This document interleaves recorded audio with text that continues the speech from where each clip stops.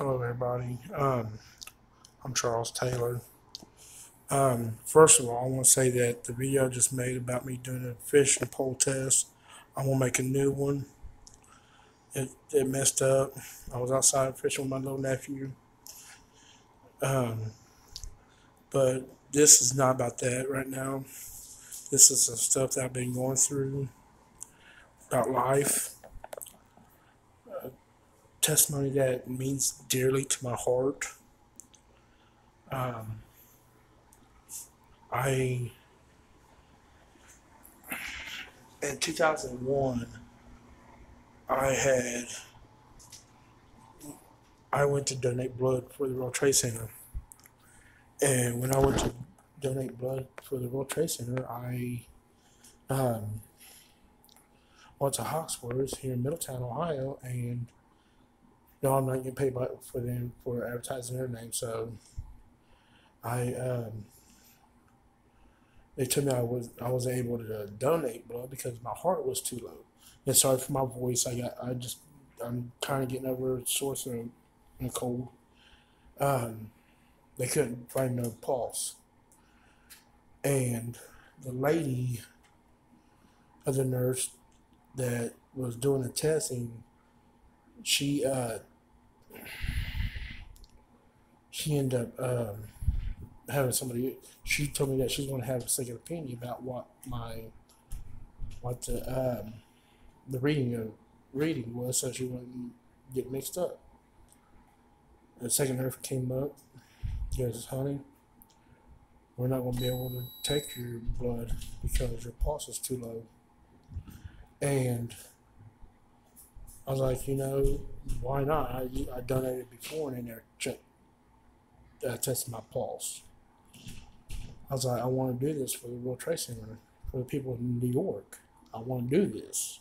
I never had to donate. I never had to give my pulse before. I was like, I did it at school when I was in high school. Why can I not do it again? Well, he's like, once you go and get your test done, go get a test done, and go from there and see what, and get it taken care of and come back and redo it. So I went, sorry. So I went, I got the test, and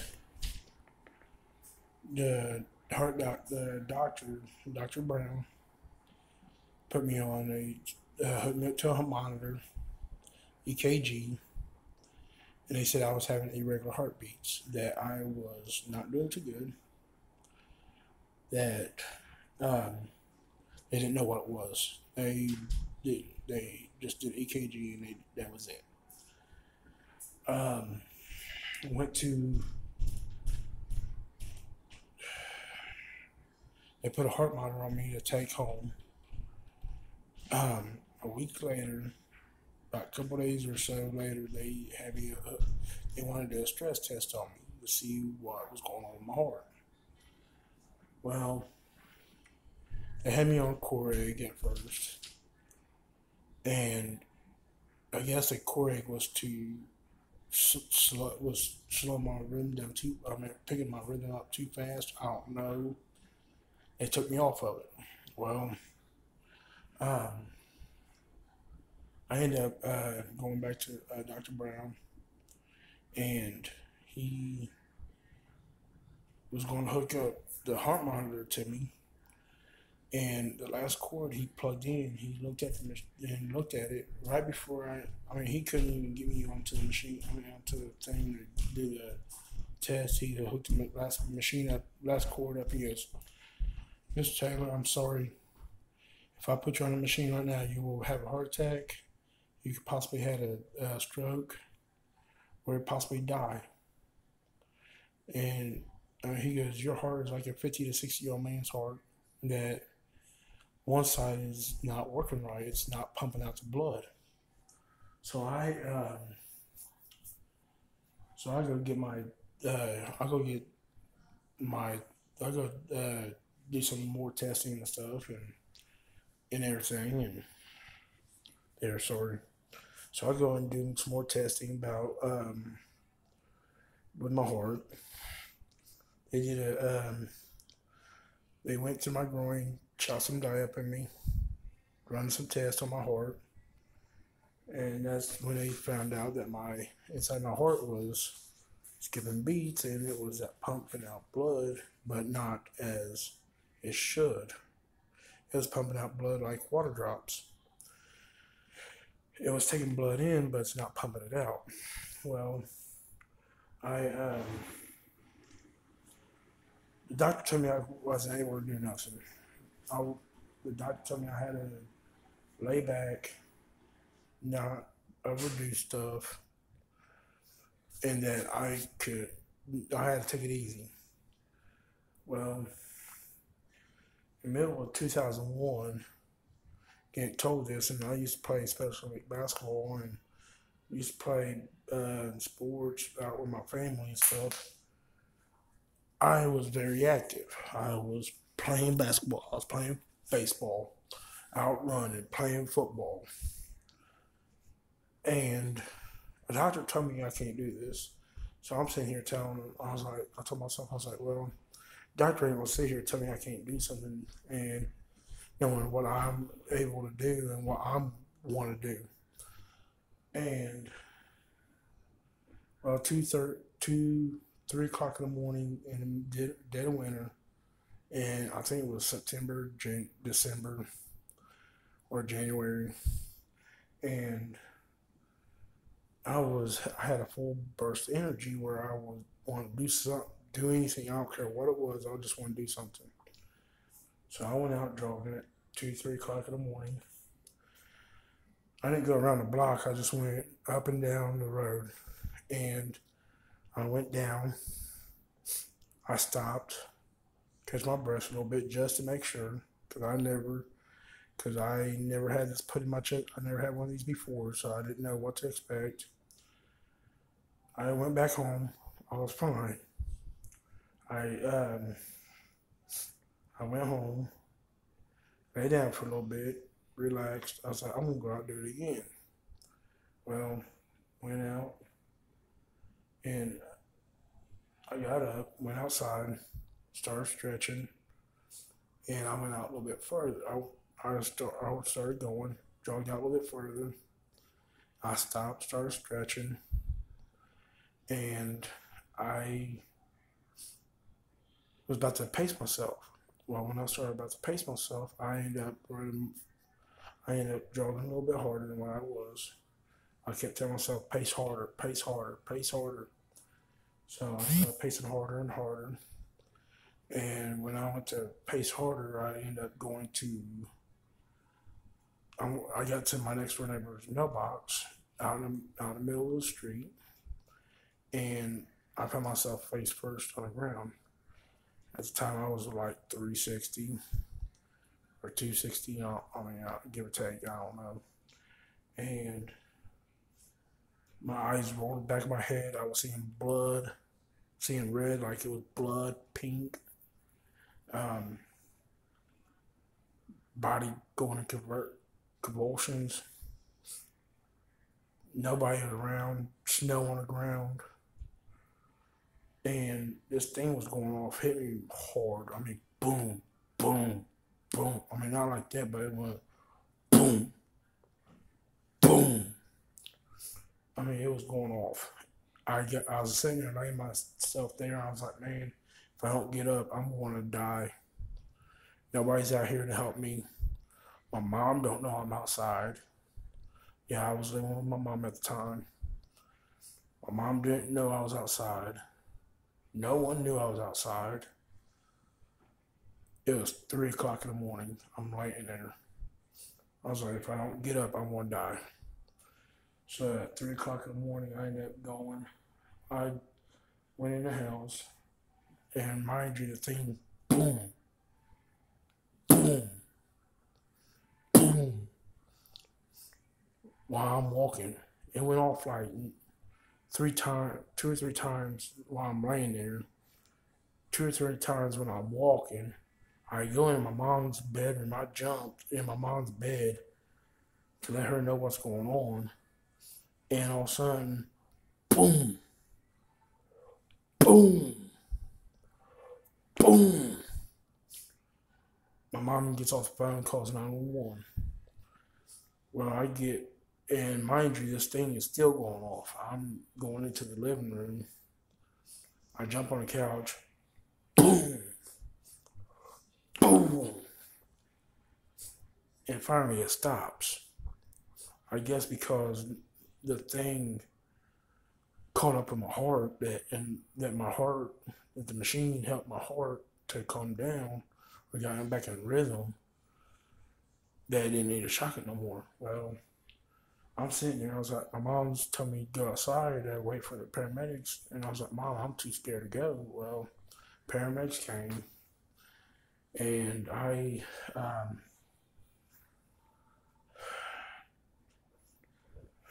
ended up going to going to the emergency room, found out that that the machine did its job, caught me of not having a heart attack or a stroke. Um, I ended up going to went home. I we moved out of that house. I moved in with my dad. It was like 2005 at the time. I ended up no 2002. I ended up living with my mom still. No, it was 2001. I still live with my mom. I ended up having an infection. I had a pimple like around my chest. I ended up busting it. Long story short, got infected, got sick, went 4 to 6 weeks without eating, drinking, um, laying in hot scalding water, no cold water added, just hot water. That's how sick I was. That's how cold I was. Would get got. Went to the emergency room. They had me prepped to go to the surgery to take my device out because I ended up having an infection in my heart and around the leads, which is right through here. You can see the bump right there, and right there is where they had the pimple. I had that pimple, and I ended up um, they ended up putting a PICC line in me. Well, which is can't see it, but it's it's on my arm. It's right in that arm somewhere. I don't have the hands to show you, but they put a PICC line in me, went to my heart, shot some antibiotics in me. Um, while I was downstairs waiting, I asked the nurse if I can have some blankets. They put two of them on top of me because I was so sick and I was so cold. I asked for another one. I had three of them on me. I ended up having 6 heating blankets over top of me, and I was still cold. Was sick. Couldn't remember. Don't even kind of remember what was going on, except for I know I was in the hospital that I was getting taken care of. My mom came and saw me. My dad came. My dad was off in and out of the room because my mom was there. My dad's mom came and saw me. My mom and dad came and saw me. My dad goes, Chuck, your grandma's here, which is my mom's mom and dad. I was like, I don't care that my grandma was there. The only thing I was care about was my grandpa, which that was not true. I was sick at the time. I didn't know what I was saying. I did care. I told my grandma that next day after I got out of the hospital that I was sorry because I did not know that I was sick. Well, I'm crying because they had passed away. Um, well, I ended up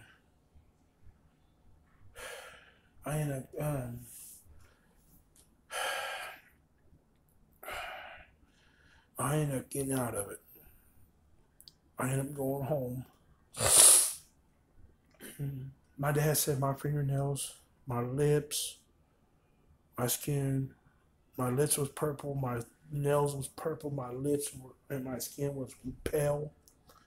He said I was about to die. He said I looked like I was going to die. Got out of the hospital, got better, went back to the hospital, got the PICC line out of me, got the device back into me. Um, Went to um, 2005, lived with my dad. I ended up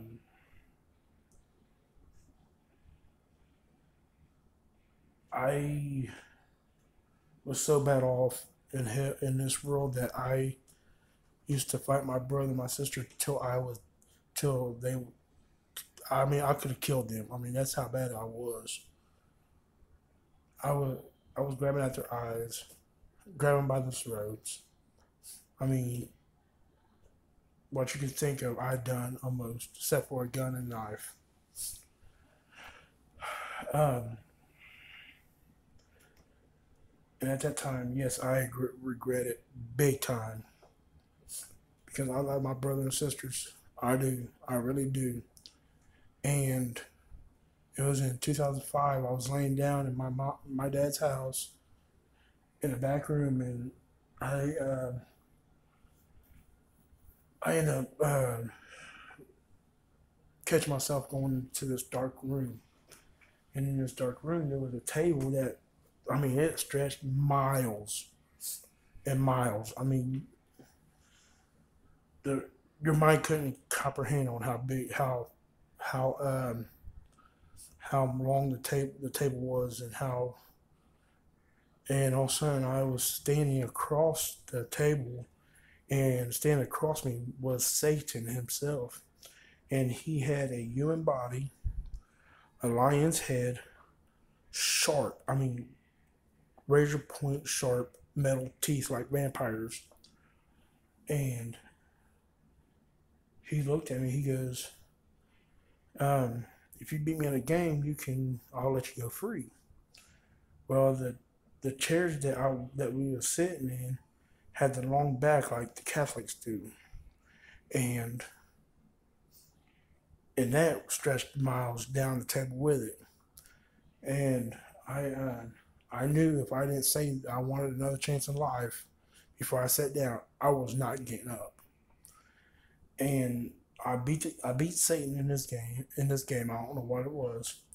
And he goes, because you beat me, I won't let you go free.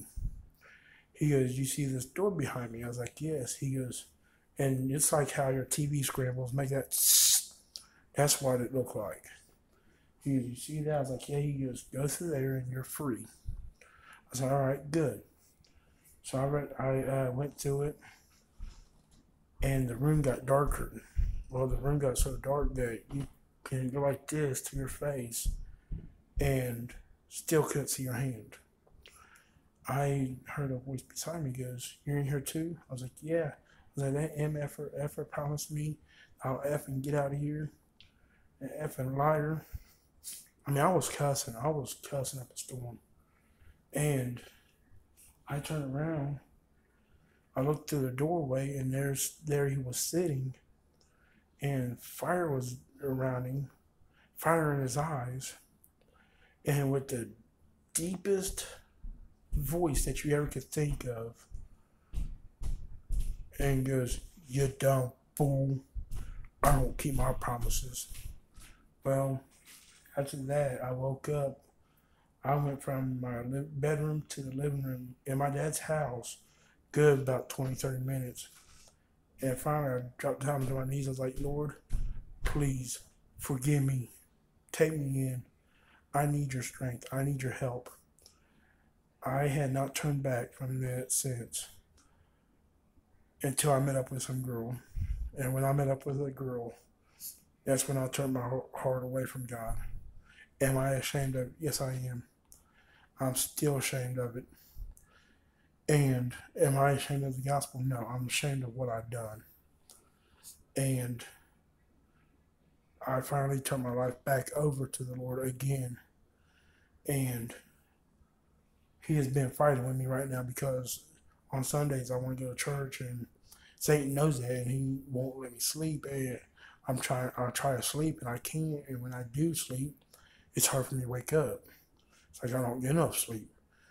Well, I haven't been going, but I've been watching the videos of these street preachers, um, and I watched the video of guys having dreams about hell and heaven, and been listening to the radio, 93.3, 93.7. No, I'm not getting paid for neither of what I just said because I I don't support them. I listen to them, but I don't support them.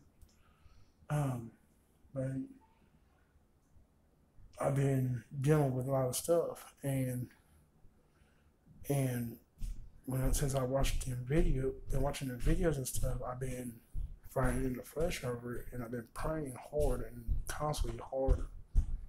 So my thing is that how God had blessed me on life that He has bestowed on me with my heart problem that I got, and and how He stopped me from wanting to fight my brothers and sisters, and how I do stuff for my mom. Am I boasting about this? No, I'm not.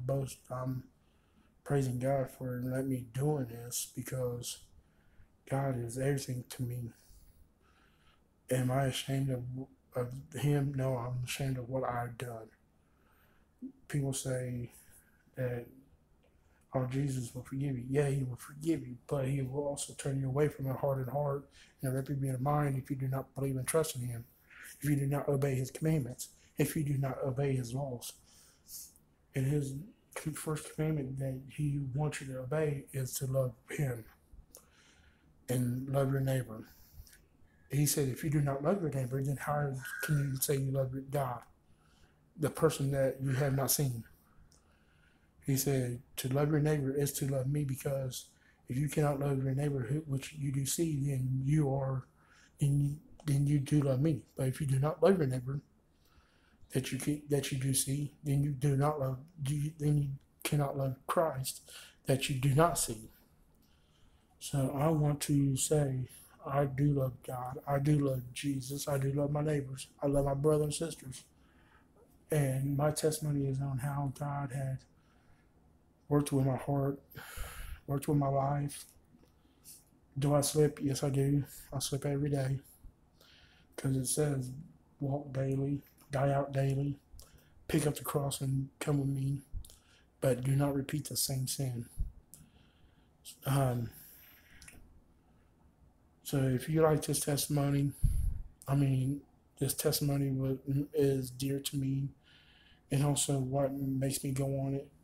And also, in the 90s, I lost my best friend to a gunshot that some boy pointed the gun at him close range and shot him in the chest, killed him.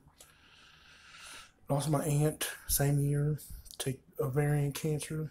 It hurt her so bad that they had to put her on morphine to put her to sleep. 2000, lost my great grandpa to a stroke. 2001, had a heart problem, had to put a pacemaker in my chest.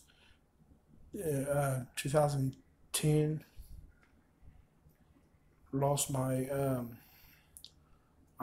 mom's dad to blood clot. 2011, I lost my dad's dad, who was very close to me, or I was close to him. 2013, my ex-fiance left me. 2014 or 15, my mom's sister-in-law had passed away from ovarian cancer. 2015, my mom's brother, the one that lost his wife to ovarian cancer, her husband, which is my mom's brother, not my mom's my mom's brother had passed away, that who lost his wife from her cancer. My mom's brother had lost his life from cancer.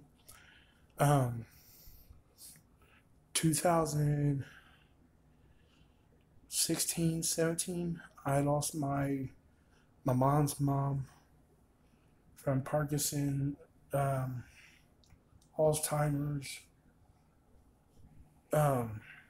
2017, 18, I lost 2018. I lost my no 2017. I lost my mom's sister, another one of my mom's sisters, to diabetic. Um, 2018, lost my dad's brother to, I don't know from what, but lost him. So I mean, if it ain't for God, I would not be going on the way I am. I rejoice in Him, and to Him I give Him thanks and glory for every day of breath and life that He gives me. This heart is here. I'm here, but God had put the joy and the love and the passion of me to tell people about what God has done for me. So please, I beg you, with an earnestly heart, if these street preachers or these preachers does not get to you, please listen to this video. I have struggled emotionally, physically, mentally. I have struggled. I'm still struggling. I'm not saying I don't. I still do. If you do not listen to somebody, please listen to this, watch this video, like this video, subscribe, leave a comment. I would like to hear what you guys think about this video, because I just now made this video, and if you ever watch some of my old videos, you hear me stuttering. I'm actually telling you, this is my first time actually be able to talk without stuttering. Because I don't know what to put, but this is my very first video I was able to talk without stuttering. Please like and subscribe, leave a comment, and if you do like it, tell me that. Write down on the comment that you like it. Um, I might be doing some videos of me reading some Bible verses, singing some gospel songs. But I will do some stuff about fishing, because that's what I love to do. I love to fish. I love to fish. I love to tell people about God, which is being fishers of men. So if you like this video, like, subscribe, and comment below and let me know what you think. You guys have a blessed day. Have a great night. And hope to hear from you guys soon. Love you guys. Peace out. And enjoy your life.